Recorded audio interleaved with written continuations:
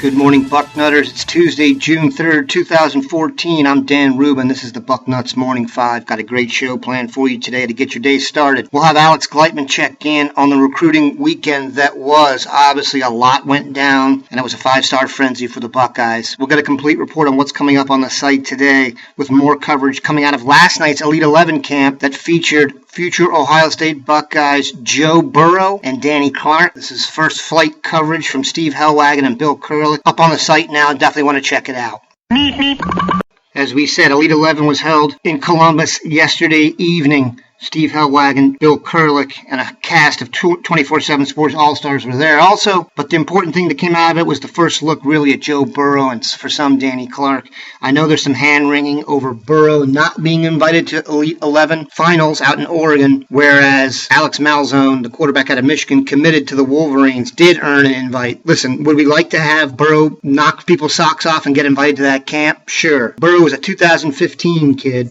So let's take a look at what it was like a few years ago for the Elite 11, how that finished up. Here's a list in order of how it finished up in the summer of 2011. The MVPs were shared by Jameis Winston, Neil Burcham, and Tanner Mangum. The other Elite 11 finalists in order in the summer of 2011. Jeff Lindquist, Chad Voitek, Zach Klein, Shane Dillon, Zeke Pike, Bart Houston, and Austin Appleby. Now, I'm a football nerd, and this is my job, and I have no idea what at least 90% of that group has done. So while it would have been nice to see Burrow get the invite, he does come out of a lower division of football, and he might have had an adjustment to the speed of the receivers, etc., but it is no way precursor of what his career is going to be like. So let's not worry about that too much. We've had a lot of coverage about what went down on the weekend, but when you've had a weekend like we had, it's one you want to cover a lot. Alex Gleitman here, Bucknuts Morning 5, to talk a little bit more about the big recruiting weekend at Ohio State. The Nike football training camp took place Sunday, June 1st, and there was a ton of visitors coming to campus right before that. On Saturday, May 31st, Ohio State held a little pre-NFTC party in which they hosted visitors, took them on a tour of campus, showed them the facilities, and then had a little fun with them. Urban Meyer, Zach Smith, Larry Johnson, some other coaches, they kind of grilled out, played some cornhole, and just had a good, relaxing time. Two big things coming out of that weekend. One is that offensive lineman Venzel Bulware from Georgia came up on his own dime for an unofficial visit, and he really enjoyed his time at Ohio State. He told me the Buckeyes are now very high on his list. He's not worried about going out of state, and he does plan to make another trip to Ohio State very soon in the near future. He's going to be releasing a top 5 sometime in the next week or two, and he says the Buckeyes definitely will be on that list. To find out more about Bulware's visit to Ohio State, check out my story later today on Bucknuts.com.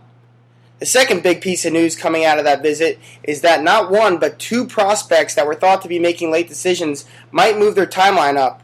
Linebacker Justin Hilliard from Cincinnati St. Xavier and Damian Harris from Berea, Kentucky, Madison Southern High School. Both players might be making earlier decisions than thought, and both players have previously talked about playing for the same school.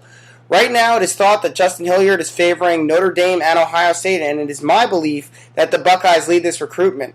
I think Hilliard could be a Buckeye as early as late June, or maybe it's early July, but I do think he'll be in scarlet and gray and start recruiting Harris and Jay Sean Cornell, another outstanding prospect at defensive end from Minneapolis that was in town this weekend, and some of his other friends that he's met on the recruiting circuit.